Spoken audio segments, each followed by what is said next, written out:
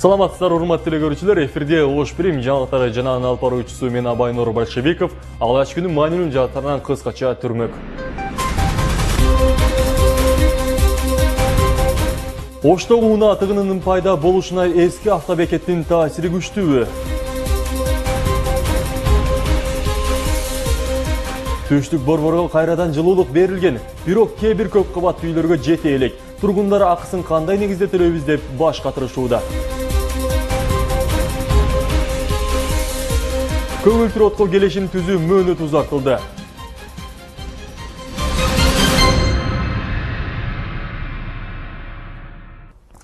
Кыргызстандын Евразиялык биримдикке кирүүсү үчүн Орусия $200 миллион жардам берет. Макулдашуу Кыргызстандын каржы министринин орун басары Мирланбек Байгончоков менен Орусиянын каржы министри орун басары кол койду. Бул каражат Кыргызстандын Евразиялык экономикалык биримдикке кирүүсүнө даярдык көрүү үчүн берилүүдө. Мындан тышкары Кыргыз-Орус өкмөтүнүн өкүлдөрүнүн катышуусуна бүгүнкү өткөн брифингде жакынкы күндөрү Кыргыз-Орус өнүктүрүү фондунун эсебинен дагы $50 миллион акча которулары айтылды. Ошентип, бул жылдын айына чейин фонддун капиталын $350 кийинки 2016 жылдын аягына чейин $500 миллион чейин жеткирүү пландалууда. Ушул жуманын соңунда Тажикстандан Кыргызстанга электр энергиясын алып келүү боюнча сүйлөшүүлөр аяктайт. Бул тууралуу Улуттук электр түйүндөрү ишканасынын директорунун орун басары билдирди. Учурда анын баасы аныктала элек, жуманын аягында бардыгы белгилүү болот. Ал эми көлөмү тууралуу айта кетсек, техникалык жактан алып караганда суткасына 1,5 миллион киловатт-саат алууга гана мүмкүн болот, деди Бородин. Эскерте кетсек, Тажикстан Кыргызстанга электр энергиясын жаз жана жай мезгилдерине гана, тактап айтканда апрелден сентябрга чейин импорттой алат. Ал эми кышында аларда дагы электр энергиясына болгон тартыштык башталат. Өткөн жылы Кыргызстан Тажикстандан электр энергиясынын 1 киловатт-саатын 2 центтен сатып алган. 2010 жылдын апрель-июнь окуяларында каза болгондордун, ошондой эле аскер кызматкерлеринин жана укук коргоо органдарынын кызматкерлеринин үй бүлөлөрүнө бир жолку 10 000 сом көлөмүндө акчалай жардам берилет. Бул тууралуу вице-премьер-министр Дамира Ниязалиева маалымдады. Бул тууралуу өкмөттүн маалыматтык камсыздоо бөлүмү билдирди. Дамира Ниязалиева өкмөт апрель элдик революциясынын жыйынтыгында каза болгон жана жабыркаган жарандардын үй бүлөлөрүнө материалдык жардам берилүү тууралуу чечим кабыл алынган деп билдирди.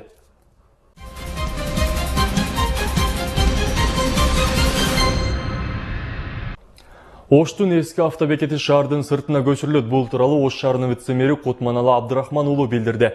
Анын айтымында автобекетти көчүрүү иши 10 майга пландалган. Көчүрүү маалында автобекетке келчү жолдун дээрлик бардыгы жабылат. Сайыз маалынан калган эски автобекетти азыр жеке ишкер иштетет. Күн сайын ага шаарга жакын 44 багыттан 300-320 кичи автобус каттайт. Шаар бийлиги жаңы муниципалдык автобекетке шаардын ичинде өз алдынча бекет уюштуруп алган аймактык такси айдоочуларды да көчүрүүнү көздөөдө.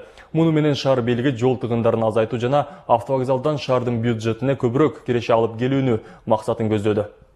Азыр биз бүгүн план кылып атабыз. Шаарда 53 маршрут болсо, ошо 53 маршруттун 17си түздөн-түз ошол автовокзалдан шаарыбыздын түрдүү райондорун байланыштырышы мүмкүн болот биринчиден. Демек транспорттук логистикалык борбор именно ошол автовокзалда болуп калат.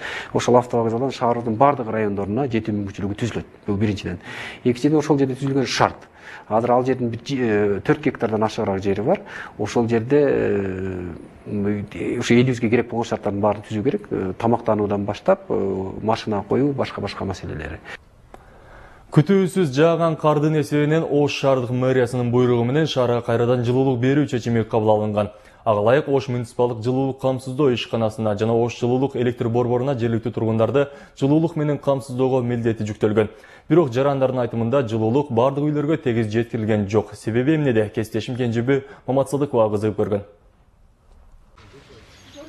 30 марттан 6 апрелге чейин жергиликтүү тургундарды жылуулук менен камсыз кылуу боюнча шаар бийлигинин буйругу чыккан. Анын негизинде каланын бир бөлүгүн караган Ош муниципалдык жылуулук камсыздоо ишканасы ошол күндөн тарта карамагындагы 61 отказанды ишке киргизип, жарандарга жылуулук бере баштаган. Алардын айтымында өткөн жылдан калган көмүргө кошумча дагы 200 тонна кара алтын сатып алынып, учурда тиешелүү мамлекеттик мекемелердин жана көп кабаттуу үйлөрдүн баарына жылуулук үзгүлтүксүз берилүүдө. Электриктер менен биргелешип туруп, учетту снимать этип, метрологдор бар, Ош электрон, ошолордун метрологдор менен биргелешип туруп, кайра прием кылып, саат 3-ке чейин, саат 3-төн кийин запускать эттик.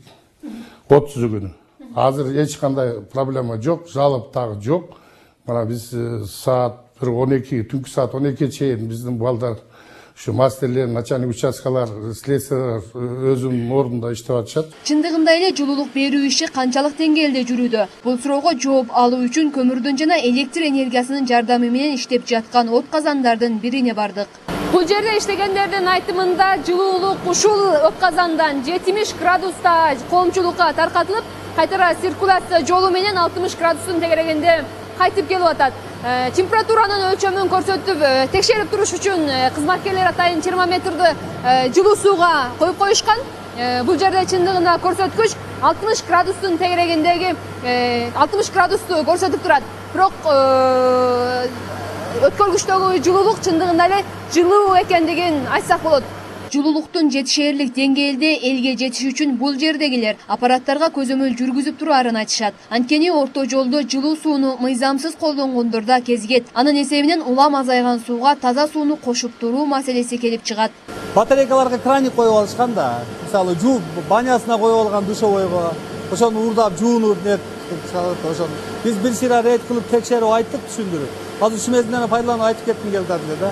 Ушу сууну урдашпаса бизде расход аз болот эле, электр энергия расход болбойт эле. Карапайым элдин айтымында күндүн суугуна карап жылуулуктун кайрадан берүү чечиминин кабыл алынышы жакшы көрүнүш. Анын акысын төлөөгө келген Станбек Бекиевдин айтымында ансыз да бетон үйдө жашаган жарандарга жылуулуктун кайра берилиши көп балалуу үйлөргө жагымдуу жаңылык жаратты. 30 март күнү кечки саат 5те отопление беришти кайра. Баягы эми отопление биринчи бергенде слабый болду да, действительно. Мындай начар болду. Акырынан барып түнкү саат 12-1лерге барып уже көтөрүлдү температурасычы. Бүгүнкү күндө жакшы эле берип атышат булар. Эми менин оюмча күндүн ысыганча берсе булар биз абдан ыраазы болот элек да. Себеби жаш балдарыбыз бар, бетон үйлөрдө жашайбыз, суук. Деген менен шаардагы жашоо жомоктогудай эмес. Көп кабаттуу үйлөрдүн бир бөлүгү жылуулук менен камсыз болгону менен дагы бир бөлүгү суукта тоңуп олтурушат. Ош муниципалдык жылуулук камсыздоо ишканасына караган Черемушка кичи районундагы көп кабаттуу үйлөрдүн бири кыш айларында жылуулук менен камсыз болуп келгени менен 30 марттан тарта берилген жылуулукту алган эмес. Эми чын айтканда кыш мезгилинде жакшы болчу жылуулук. Үй ысык болчу, баарыбыз кеңири печке колдонбой эле отурчубуз. Азыркы 2-3 күн аралыгында кар жааган эсебинен бизге жылуулук келген жок. Чын айтайын, караңгы эле мына суук. Түн учуп мына печке алдырып айылдан. Ошо азыр печке менен отурабыз, электрический печке менен. Бизге келген жок жылуулук. Жылуулук такыр келген жок. Жок. Алар айтышпайбы? Мүмкүн башка райондорго берилгендир. Биздин райондо жок азыр. Жылуулуктун берилбей же начар берилип жаткандыгын айткан мына ушундай эле арыздаттанууларды шаардын башка аймактарынан да кезиктирүүгө болот. Ош жылуулук электр борборуна караган Масалиев көчөсүндө да жылуулук ушул күнгө чейин жетпей жаткандыгы өкүндүрөт. Жарандардын нааразычылыгын жараткан бул көрүнүштү аталган ишкананын өкүлдөрү жылуулук таркатуучу өткөргүчтөр тоңуп калгандыктан аварияга учурап жарылып кеткендиги менен түшүндүрүшөт. Тоңуп калгандан улам эле жана жапкычтарды, турбаларды жарып чыкты да. Энд олорду өзүнү ремонт кылып мыйганга убакыт кетет экен. Ошол жерлерге гана жылуулук берилгени жок. Алардын эми ошол жапкычтар, турбаларды алмаштырып бүткүчөйүн. Бүткөндө гана берилет да. Бир күн, 2 күн. Бир күн, 2 күн деп айтыш кыйын го. Айтор учурда жылуулук жетпей жаткан үйлөр эртең бүрсүгүнө жылыйт деп айта албайбыз. Анткени адистер белгилегендей аз күнүн ичинде оңдоп түзөө иштерин жүргүзүү мүмкүн эмес. Аталган ишкана жылуулук орто жолдо жетпей калган үйлөр ушул убакыт үчүн акы төлөөдөн бошотула тургандыгын убада беришти. Бирок канткен күндө да жарандар катып койгон жылыткыч каражаттарын алып чыгып, колдоно беришсе жакшы болчудай. Кенжебүй Маматсадыкова, Улукбек Нарматов, Ош Бирим жаңылыктары.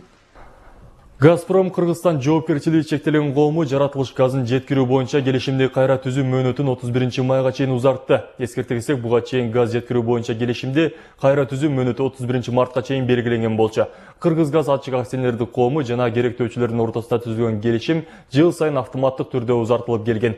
Менчик ээсинин өзгөрүшү менен Газпром Кыргызстан жоопкерчилиги чектелген коому менен келишимдерди кайра түзүү зарылчылыгы келип чыкты.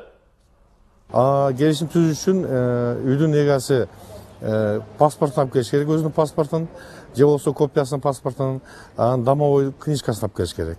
Болду, ошол эки шарт болсо, бул жакта келишим түзүлө берет.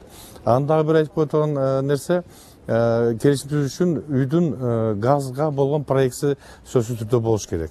Эгер ал болбосо, бул жерде өзү кепилдигин берет, тез арада ичинде түздүрөм деп.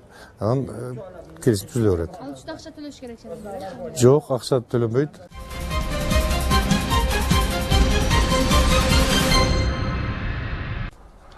Россиянын кара тизмесинен Кыргызстандын 2300 жараны чыгарылды. Бул тууралуу Эмгек, миграция жана жаштар министри Айбек Азаранкулов билдирди. Анын айтымында бажы биримдигине кошулуу менен Россиядагы эмгек мигранттар үчүн патент алынып салынат. Кыргызстандын бажы биримдигине кириши жөнүндө келишимдер ушул жылдын 9-майында күчүнө кирет. Россияга келген мигранттарга 9-майдан тарта жумуш үчүн уруксат документтери талап кылынбайт. Мындан тышкары биздин жарандардын дипломдору бажы биримдигинин мамлекеттеринде таанылат. Кыргыз мигранттары келгенден кийин 30 күн ичинде каттоодон өтүүдөн бошотулат. 90 күн бүткөндөн кийин биздин жарандар ишке орношууга келишим түзө алышат. Ошондой эле патент маселеси алынып салынат. Орусияда өткөн жылдын ноябрь айынан тарта ушул жылдын апрелине чейин 4507 кыргыз жараны биометрикалык маалыматтарын тапшырышты. Бул тууралуу Орусиядагы элчиликтен билдиришти. Маалыматка ылайык биометрикалык маалыматын тапшырууга келген мигранттардын саны аз болууда. Бейрасмий маалыматтарда Орусияда 500 миңден ашуун мигрант кыргыз жарандары бар экендиги айтылат. Кыргызстанда эртең 2-апрелде айрым жерлерде жан, тоо этектеринде жана тоолуу райондордо кар жайт. Ош, Жалал-Абад, Баткен областарында түнкүсүн жамгыр жайт. Батыштан соккон шамалдын ылдамдыгы секундасына 4-9 метрден, айрым жерлерде 10-15 метрлерге жетет.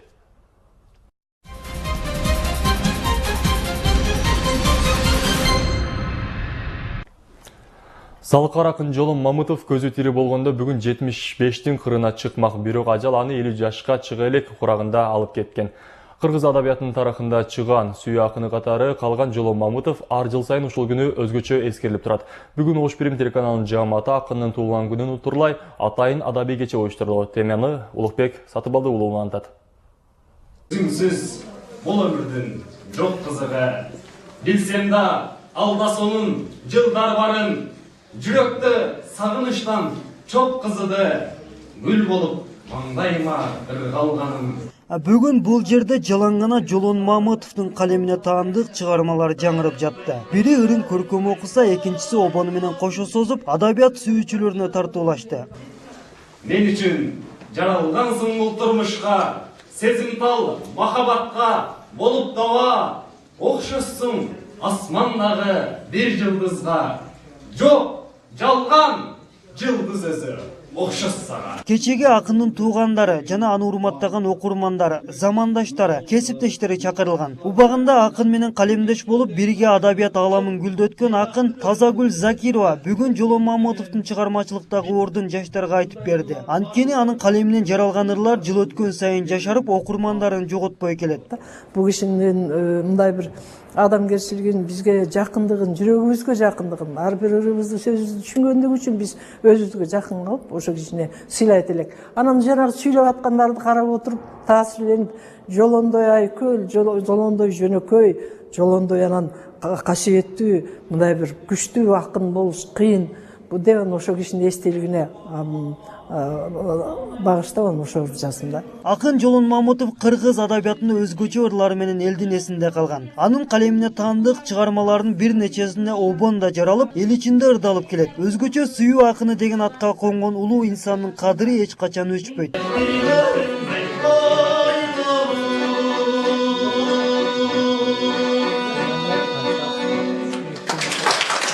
Жолон Мамытовдун чыгармачылыгында, ырларында бир беткей багытта айтууга мүмкүн эмес. Ал ар тараптуу жазган акын болгон. Мейли бир ырында сүйүүнү жазсын, бир ырында кайгырууну жазсын, бир ырында ата мекенди сүйүүнү жазсын, мекенге болгон бир кусалыкты жазсын, кайсыл бир ырды жазбасын, бир өзүнүн деңгээлинде, өзүнүн дээринде жаза алган экен. Демек, ар түрдүү багыттагы ырлар Жолон акындын тематикасын түзүп турат. Жолон Мамытовдун ар жылы туулган күнү унутта калбай өткөрүлүп турат. Бирок быйыл алгачкы жолу Ош Бирим телеканалынын жааматы атайын демилге менен чыгып, массалык маалымат каражаттарынын ичинен алгачкылардан болуп, акынга арналган адабий кечени уюштурган. Ал эми бүгүнкү өткөрүлгөн поэзиялык кеченин толук чыгарылышын Ош Бирим телеканалынан 5 апрель күнү таңкы саат 8-ге көрсөтүлөт. Улукбек Сатыбалдыұлы, Улукбек Нарыматов, Ош Берем жаңалықтары. Бүгін Ош улуттук драма театрында Ош мамлекеттик университетинин жатаканасында жашаган студенттер ыр күлкү конкурсун өткөрүштү. Мында аталган окуу жайдын 7 студенттик жатаканасынан келген командалар таймашышты. Аталган иш-чара эл арасына майрамдалып келген 1 апрель күлкү күнүнө карата уюштурулуп, жеңүүчү командаларга байге фонддон ар кандай сыйлыктар каралган. Эми ошол расмий майрам болбосо дагы 1 апрель эл арасында ошол күлкү майрам деп белгиленипти, же тамаша майрам деп. Ошол 1 апрель майрамына карата Ош мамлекеттик университетинин жалпы жатаканалардын ортосунда жыл сайын өткөн салтка айланган атайын биздин КВН таймашыбыз бар. Ал жатаканада жашоо кереметтер. Бул жерде Ош мамлекеттик университетинин 7 жатаканасы ат салышат. Ошол 7 ат салышкан жатаканаларга ошол 1-2, 3-4 орундар уюштурулат. Негизги эле максаты студенттерди ошол юмор менен жакшылыкка тарбиялоо максатында уюштурулат. Сиздер Ош Берем жаңалыктарын көрдүңүздөр. Алдыда Алам алкагында болуп жаткан окуялар менен таанышыңыздар. Кечиңиздер көңүлдүү улансын. Жагымдуу жаңалыктар менен учурашалы.